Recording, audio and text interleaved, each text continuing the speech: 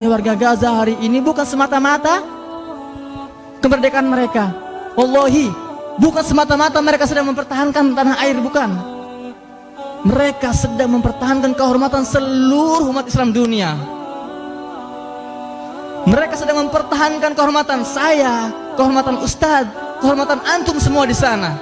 Demi Allah, sampai hari ini, detik ini Ustadz, antum harus tahu ya, tawaran Israel untuk Gaza masih berlaku. Israel itu menawarkan kepada warga Gaza, kami akan buat Gaza ini semakmur Singapura.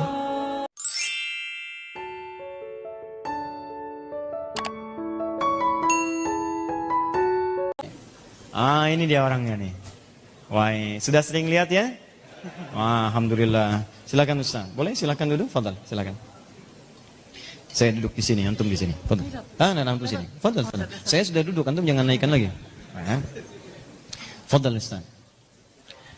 Bismillahirrahmanirrahim. Assalamualaikum warahmatullahi wabarakatuh. Teman-teman sekalian, alhamdulillah hari ini, malam ini kita kedatangan tamu yang sangat istimewa. Saya itu, tapi ini rahasia ya. Rahasia. Saya saking cintanya dengan saudara-saudari kita di bumi Syam, Palestina. Di ruang kerja saya, sampai hari ini di atas, itu saya lilitkan syal Palestina yang tidak pernah saya lepaskan, kecuali Palestina sudah mendapatkan haknya dan sudah terbuka Masjid Al-Aqsa itu untuk orang-orang beribadah di dalamnya.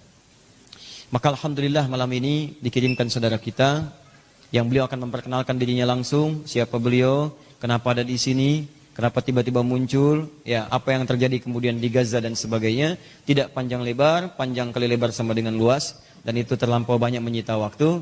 Ustaz, waktunya 5-10 menit, terserah antum, silahkan apa yang mau disampaikan. Fadhal. Oh, sebentar, bahasa Arab apa bahasa Indonesia? Fadhal. Bismillah.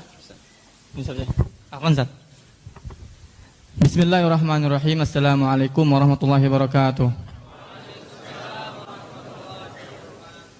Alhamdulillah, wassalatu wassalamu ala rasulillah, amma ba'd.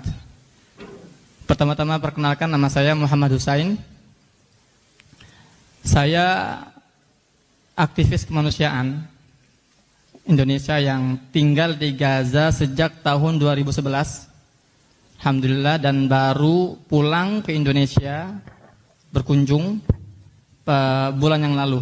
Tiba di Indonesia bulan lalu. Artinya saya tinggal di Gaza selama 8 tahun. Alhamdulillah. Di sana saya selain menjadi aktivis kemanusiaan, saya juga jurnalis, kontributor lepas, dan saya juga mahasiswa Indonesia, kuliah Fakultas Syariah di Universitas Islam Gaza.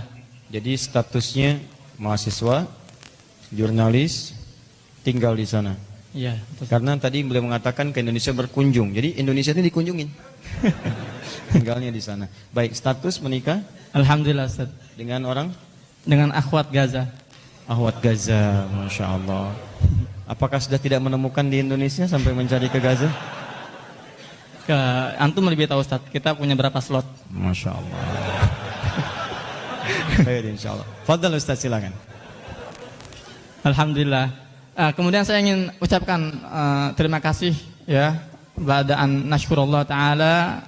Saya ingin ucapkan terima kasih kepada Ustadz Al-Mukarram Ustadz Adi Hidayat yang memperkenalkan saya untuk mengunjungi beliau malam hari ini. Sebuah kehormatan dan kebahagiaan yang tidak bisa saya ungkapkan, Ustadz. Nah, lanjut saya ingin sampaikan kepada antum semua. Selama 8 tahun saya di Gaza, hal yang paling sering saya dengar dari mereka, umat warga Palestina, adalah Muhammad, billah alik, lama tarawih ala Indonesia, salim ala ikhwani fi Indonesia. Ini berkali-kali disampaikan kepada saya. Tolong wahai akhi Muhammad, kalau kamu pulang ke Indonesia, sampaikan salam rindu kami, sampaikan salam cinta kami untuk mereka, saudara-saudara kami di Indonesia. Betapa mereka rindu kepada kalian, betapa mereka cinta pada kalian, dan betapa besar harapan mereka terhadap kalian. Takbir. Maka dari itu saya ingin sampaikan kepada antum semua di majelis ini, Assalamualaikum warahmatullahi wabarakatuh. Kemudian alasan saya pulang ke Indonesia ada dua hal. Yang pertama adalah permintaan orang tua untuk dikunjungi. Orang tua sudah sepuh, ayah sudah 73 tahun, dan beliau sudah sangat rindu kepada anaknya. Yang kedua, saya ingin menyampaikan apa yang sekarang sedang terjadi di Gaza. Saya di Gaza ini dijuluki oleh mereka Safir Indonesia di Palestina, duta besar Indonesia di Palestina. Meskipun saya tidak ada hubungannya dengan pemerintah gitu loh. Karena saya di sana selain mahasiswa, saya juga aktivis kemanusiaan, dan saya juga sering diminta mengisi kajian-kajian di berbagai masjid di Gaza. Ini saya harus bukan memotong tapi memberikan penjelasan. Safir itu dari kata safara. Safara itu pada asalnya itu adalah sesuatu yang mengungkap apa yang ada di sekitarnya. Kenapa duta besar disebut dengan safir? Karena dia berusaha meneliti, mengungkap apa yang ada di tempat dia tinggal. Dan diberikan laporan, ini perkembangannya ini begini, dan begini. Jadi kalau orang Palestina, orang Arab menyebutkan beliau dengan safir, itu pantas karena keberadaannya mengungkap apa yang terjadi di sekitaran Palestina. Barakallahu fiik, Ustaz. Apa yang sedang terjadi di Gaza? Ketika saya tinggalkan Gaza, Gaza dengan 2 juta warganya sedang memasuki masa periode terburuk, masa tersulit sepanjang sejarah konflik Palestina-Israel. Gaza dengan 2 juta penduduknya diblokade sejak tahun 2006.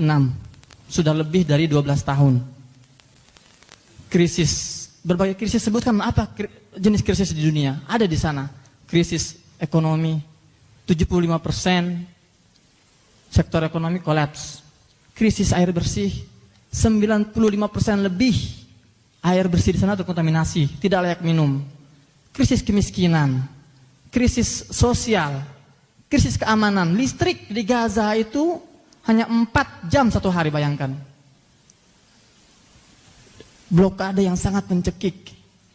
Belum lagi intimidasi, serangan dari udara, dari darat, dari laut. Setiap hari. Namun di sini ada hal yang ingin saya sampaikan, penting untuk saya sampaikan. Apa sebenarnya yang sedang mereka perjuangkan di sana? Mereka rela diblokade. Mereka rela dibunuhi.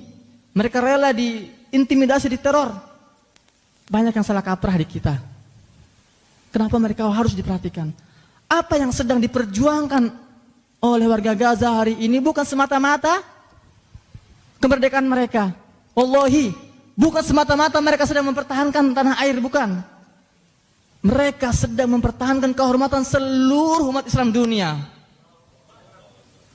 Mereka sedang mempertahankan kehormatan saya, kehormatan Ustadz, kehormatan antum semua di sana. Demi Allah, sampai hari ini, detik ini Ustadz, antum harus tahu ya, tawaran Israel untuk Gaza masih berlaku. Israel itu menawarkan kepada warga Gaza, kami akan buat Gaza ini semakmur Singapura. Kami akan bangunkan untuk Gaza pelabuhan terbaik. Kami akan bangunkan untuk kalian bandar terhebat, tercanggih. Tapi satu minta kami, tanggalkan senjata kalian, berhenti melawan. Kami akan angkat blokade, kami akan buat kalian kaya. Tapi apa jawaban mereka? Tidak. Karena warga Gaza tahu yang sedang mereka perjuangkan adalah kehormatan umat Islam dunia. Gaza adalah benteng pertahanan terakhir umat Islam. Kalau Gaza tunduk, kalau Gaza menyerah, tidak ada lagi kebaikan di atas bumi ini. Ini yang harus kita pahami. Maka saya pulang ke Indonesia, saya berharap agar pemahaman ini bisa tersebar merata. Demi Allah, ini saya tidak basa-basi. Warga Gaza itu sering berkali-kali ngomong ke saya bahwa kami menaruh harapan besar terhadap umat Islam Indonesia. Kami yakin bahwa yang akan membebaskan Palestina bukan dari negara-negara Arab, bukan dari Mesir, bukan dari Saudi Arabia, bukan dari mana lagi, sebutkan negara-negara Arab. Mereka yakinnya apa? Indonesia akan memimpin perjuangan pembebasan Palestina dan Masjid Al-Aqsa. Takbir. Maka dari itu saya harus berkunjung sejenak Indonesia. Saya ingin betapa cinta mereka, rasa sayang mereka, kerinduan mereka, dan harapan mereka sangat besar kepada umat Islam Indonesia. Sampai detik ini, sampai hari ini, mereka terus mengirimkan pesan kepada saya, tolong ya akhi Muhammad, sampaikan pesan kami kepada mereka. Maka dari itu saya sangat senang, alhamdulillah, di malam yang mulia ini, di majelis yang Allah berkahi ini, kita semua dikumpulkan.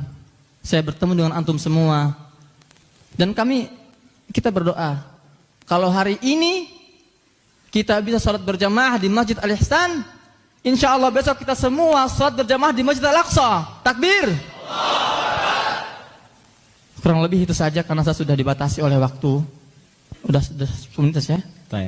Pertanyaan Ustaz, antum kan ini duta Gaza, sedangkan Gaza diblokade dan tidak mudah menyampaikan situasi di Gaza, apalagi untuk kebaikan masyarakat Gaza.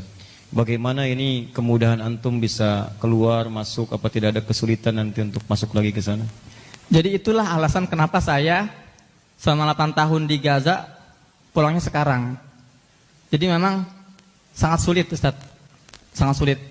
Saya pun sempat tertahan di perbatasan Rafah Mesir ini lebih dari 30 jam. Saya ditanya diinterogasi oleh pihak intelijen. Ya, alhamdulillah Allah mudahkan berkat doa orang tua dan doa teman-teman semua.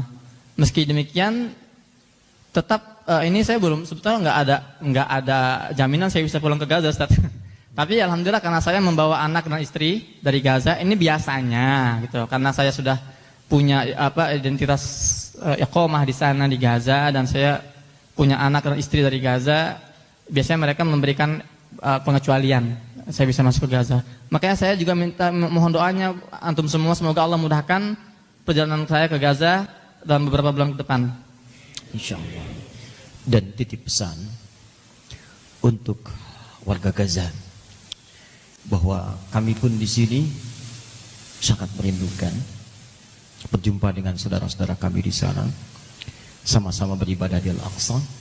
Dan tolong sampaikan pada mereka, jika ada 1000 orang yang berjuang untuk Aqsa, maka kami akan termasuk di dalamnya. Jika itu hanya 100 orang, maka kami pun ada di dalamnya. Jika ada 10 orang, maka kami ada di dalamnya. Dan jika ada cuma 1 orang yang berjuang, maka katakan, itulah kami orangnya. Allahu Akbar. Seperti Palestina menjadi negara pertama dengan muftinya mengakui kemerdekaan Indonesia, maka kita pun insya Allah akan menjadi bagian yang pertama.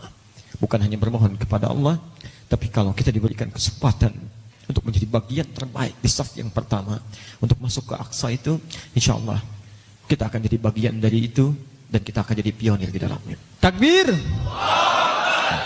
Saya kira itu hal terbaik di malam ini.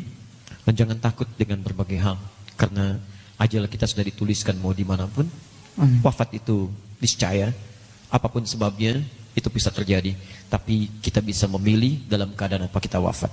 Jika Anda bisa mengondisikan diri wafat dalam keadaan mulia, maka tinggalkanlah segala perbuatan yang sia-sia.